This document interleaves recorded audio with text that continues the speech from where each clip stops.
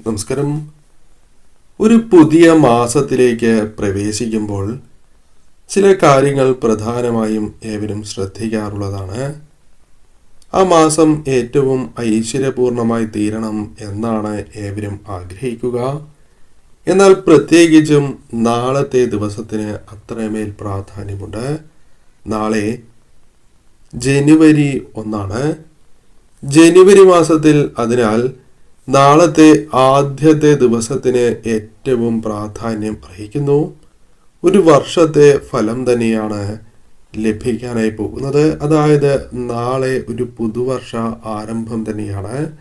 അതിനാൽ നാളത്തെ ദിവസം പ്രത്യേകിച്ചും ചില കാര്യങ്ങൾ നിങ്ങൾ ശ്രദ്ധിച്ചാൽ അത് ആ മാസം നിങ്ങൾക്ക് പോസിറ്റീവായ ഊർജം നിലനിൽക്കുവാൻ സഹായകരമായി തീരും. അതിനായി ഏവരും ചെയ്യേണ്ടത്, നാളെ ഈ പരാമർശിക്കുന്ന വ്യക്തികളിൽ നിന്നും 1 രൂപയെങ്കിലും നിങ്ങൾ കൈനീട്ടം സ്വീകരിക്കുക എന്നുള്ളതാണ്. നിങ്ങൾക്ക് സാധിക്കുന്ന ഒരു തുക അവരിൽ നിന്നും നിങ്ങൾ കൈനീട്ടമായി വാങ്ങുക. ഇവരിൽ നിന്നും വാങ്ങുന്നതിലൂടെ ആ വർഷം നിങ്ങൾക്ക് കൂടുതൽ ഐശ്വര്യപ്രദമായി തീരും. ധനപരമായ നേട്ടങ്ങളിലേക്കും നിർഭാഗ്യമകന്ന് ഭാഗ്യാനുഭവങ്ങൾ വന്നു ചേരുവാൻ സഹായകരമായി തീരും. ഇവിടെ പരാമർശിക്കുന്ന ചില നക്ഷത്രക്കാരുണ്ട്.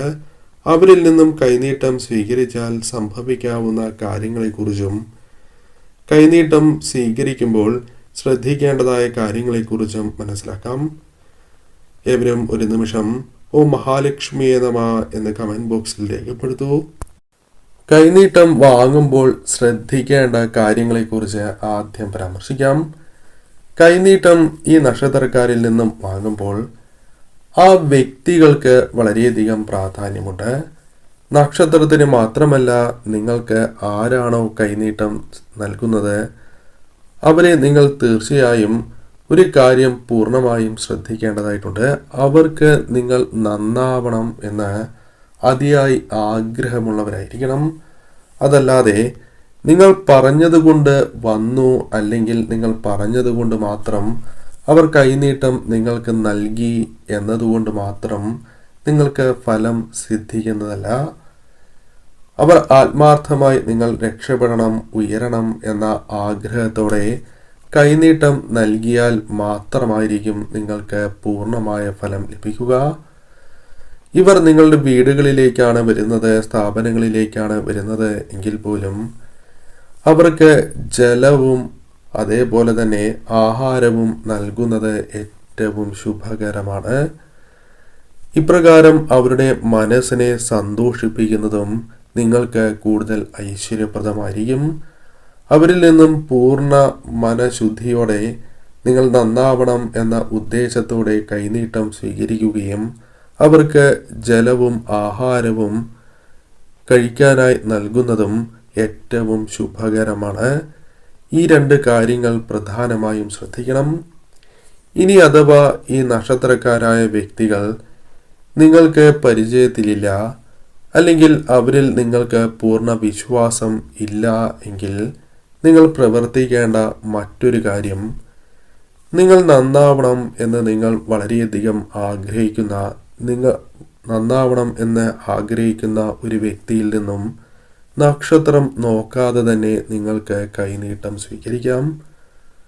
അത് നിങ്ങളുടെ അച്ഛനോ അമ്മയോ ആകാം, അല്ലെങ്കിൽ നിങ്ങളുടെ സഹോദരങ്ങളാകാം, നിങ്ങളുടെ വളരെ വേണ്ടപ്പെട്ട സുഹൃത്തുക്കളാകാം, അല്ലെങ്കിൽ നിങ്ങളുടെ പങ്കാളിയാകാം, അല്ലെങ്കിൽ നിങ്ങളുടെ മക്കളാകാം. ഇവരിൽ നിന്നും നിങ്ങൾക്ക് കൈനീട്ടം സ്വീകരിക്കാം. അതായത് നിങ്ങളുടെ ഉയർച്ച ആഗ്രഹിക്കുന്ന ആരിൽ നിന്നും നിങ്ങൾക്ക് കൈനീട്ടം സ്വീകരിക്കാവുന്നതാണ്. ഇന്നേ ദിവസം നിങ്ങൾ പ്രാധാന്യം നൽകേണ്ട മറ്റ് 2 കാര്യങ്ങൾ, നിങ്ങളുടെ അച്ഛനെയും അമ്മയെയും ഇന്നേ ദിവസം നിങ്ങൾ ബഹുമാനിച്ച് അവരുടെ കാൽ തൊട്ട് വന്ദിച്ച് അവരിൽ നിന്നും നിങ്ങൾ ഒരു കൈനീട്ടം സ്വീകരിക്കുകയാണ് എങ്കിൽ അതാണ് ഏറ്റവും മികച്ചതായ കൈനീട്ടം. അവരുടെ മനസ്സ് നിറഞ്ഞുകൊണ്ട് നിങ്ങൾക്ക് കൈനീട്ടം നൽകിയാൽ അത്രമേൽ വിശേഷപ്പെട്ടത് മറ്റൊന്നുമില്ല. ഇനി ആ നക്ഷത്രക്കാരെ കുറിച്ച് പരാമർശിക്കാം. ഏതെല്ലാം നക്ഷത്രക്കാരാണ് ഇപ്രകാരം കൈനീട്ടം നൽകുന്നതിലൂടെ ഇരട്ടി സൗഭാഗ്യങ്ങൾ നിങ്ങൾക്ക് പ്രദാനം ചെയ്യുക എന്ന്? 14 നക്ഷത്രക്കാരാണ് ഇപ്രകാരം സൗഭാഗ്യങ്ങൾ നൽകുന്ന നക്ഷത്രക്കാർ. അതിൽ ആദ്യത്തെ നക്ഷത്രം അശ്വതി നക്ഷത്രമാണ്.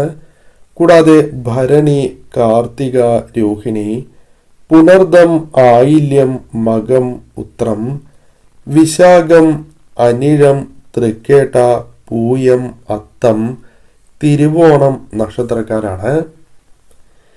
ഈ നക്ഷത്രക്കാരിൽ നിന്നും നാളെ നിങ്ങൾക്ക് കൈനീട്ടം സ്വീകരിക്കാം. അതിരാവിലെ തന്നെ കുളിച്ച് ശുദ്ധിയോടെ വിളക്ക് തെളിയിച്ചതിന് ശേഷം ക്ഷേത്ര ദർശനം നടത്തിയതിന് ശേഷമാണ് സ്വീകരിക്കുന്നത് എങ്കിൽ ഏറ്റവും ഉത്തമം. ഇവരിൽ നിന്നും 1 രൂപ നിങ്ങൾക്ക് വാങ്ങാം, അല്ലെങ്കിൽ നിങ്ങൾ ആഗ്രഹിക്കുന്ന ഒരു തുക ഇവരിൽ നിന്നും വാങ്ങാം. ഇപ്രകാരം ചെയ്യുന്നതാണ് ഏറ്റവും ഉത്തമം. ഇവർ നിങ്ങളുടെ കടകളിൽ, ഷോപ്പുകളിലാണ് വരുന്നത് എങ്കിൽ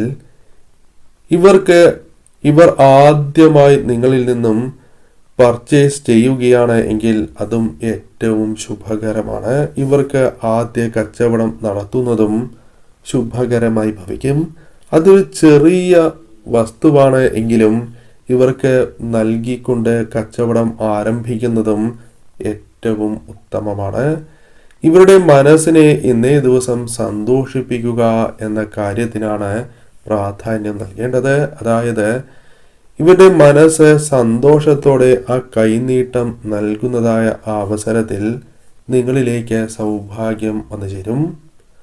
അത് നിങ്ങൾക്ക് ധന നേട്ടങ്ങളിലേക്കും ധനപരമായ ഉയർച്ചകളിലേക്കും അപ്രതീക്ഷിതമായ നേട്ടങ്ങൾ, കടബാധ്യതകൾ കുറച്ചു കൊണ്ടുവരുന്നതുമായി ബന്ധപ്പെട്ടും അനുകൂലമായി തീരാം. ഇനി ഇവരിൽ നിന്നും വാങ്ങുന്ന കൈനീട്ടം എന്താണ് ചെയ്യേണ്ടത് എന്ന കാര്യത്തിനും പ്രാധാന്യമുണ്ട്. ഈ കൈനീട്ടം വാങ്ങുന്നതായ ആ സംഖ്യ അത് 1 രൂപ നാണയമാണ് എങ്കിലും നിങ്ങൾ ചിലവാക്കാൻ പാടുള്ളതല്ല. ആ പണം നിങ്ങളുടെ വലിപ്പിൽ പ്രത്യേകം നിങ്ങൾക്ക് സൂക്ഷിക്കാം. ക്യാഷ് വലിപ്പിൽ നിങ്ങൾക്ക് സൂക്ഷിക്കാം. അല്ലെങ്കിൽ എവിടെയാണോ പണം സൂക്ഷിക്കുന്നത് നിങ്ങളുടെ സ്ഥാപനത്തിൽ അവിടെ സൂക്ഷിക്കാം. ഇനി വീട്ടിലാണ് എങ്കിൽ നിങ്ങളുടെ പൂജാമുറിയിൽ ഈ നാണയം വച്ചതിന് ശേഷം ആ നാണയം എടുത്ത് നിങ്ങളുടെ പണം സൂക്ഷിക്കുന്ന ഇടത്ത് നിങ്ങൾക്ക് സൂക്ഷിക്കാം. ഈ നാണയം ശുദ്ധിയോടെ തന്നെ സൂക്ഷിക്കുവാൻ നിങ്ങൾ പ്രത്യേകം ശ്രദ്ധിക്കേണ്ടതായിട്ടുണ്ട്. ഈ കാര്യത്തിനും പ്രാധാന്യം നൽകുക. ഇപ്രകാരമാണ് ശരിയായ രീതിയിൽ കൈനീട്ടം നൽകുന്ന രീതി. അതിനാൽ കൈനീട്ടം ലഭിക്കുന്ന ആ പണം ചെലവാക്കാതിരിക്കുക എന്ന കാര്യത്തിന് പ്രാധാന്യം നൽകണം. നക്ഷത്രം ഒരിക്കൽ കൂടി പറയാം. അശ്വതി, ഭരണി, കാർത്തിക, രോഹിണി, പുണർദം, ആയില്യം, മകം, ഉത്രം, വിശാഖം, അനിഴം, തൃക്കേട്ട, പൂയം, അത്തം, തിരുവോണം എന്നീ 14 നക്ഷത്രക്കാരാണ്. പൂർണ്ണ വിശ്വാസത്തോടെ തന്നെ നിങ്ങളും സ്വീകരിക്കേണ്ടതായിട്ടുണ്ട്. ഇവരിൽ നിന്നും കൈനീട്ടം ലഭിക്കുന്നതിലൂടെ ഈ മാസം എനിക്ക് ഏറ്റവും മികച്ചതായ നേട്ടങ്ങൾ വരും എന്ന് നിങ്ങൾ ചിന്തിക്കണം. ഏറ്റവും ഉയർന്ന ധനപരമായ നേട്ടങ്ങൾ വന്നു ചേരും എന്ന് വിചാരിക്കണം. ഭാഗ്യം എനിക്ക് അനുകൂലമായി തീരും. എനിക്ക് അപ്രതീക്ഷിതമായ ഉയർച്ചകൾ വന്നു ചേരും. കാര്യ തടസ്സങ്ങളകലും. ഇത്തരത്തിൽ ധനപരമായ നേട്ടങ്ങൾ, പോസിറ്റീവായ ആ ചിന്തകൾ ഈ സമയം നിങ്ങൾ മനസ്സിലേക്ക് കൊണ്ടുവരേണ്ടതാണ്. ഇപ്രകാരം നിങ്ങൾ ഈ മാസം ഒന്ന് ചെയ്തു നോക്കൂ. തീർച്ചയായും നിങ്ങൾക്ക് വ്യത്യാസങ്ങൾ പ്രകടമായി തീരും. ഈ കാര്യങ്ങൾ ചെയ്യുന്നതിനോടൊപ്പം ഈശ്വരാധീനം കൂടി വർദ്ധിപ്പിക്കുക. നിത്യവും വിളക്ക് തെളിയിച്ച് പ്രത്യേകിച്ചും ലക്ഷ്മി കുബേര മന്ത്രം ജപിക്കുന്നതും പഞ്ചാക്ഷരി മന്ത്രം ജപിക്കുന്നതും സർവ ഈശ്വരപ്രദമാണ്. സാധിക്കുന്ന അവസരങ്ങളിലെല്ലാം തന്നെ ക്ഷേത്ര ദർശനം കൂടി നടത്തുക. നിങ്ങൾക്ക് ഈ മാസം ശുഭമായി തന്നെ ഭവിക്കും.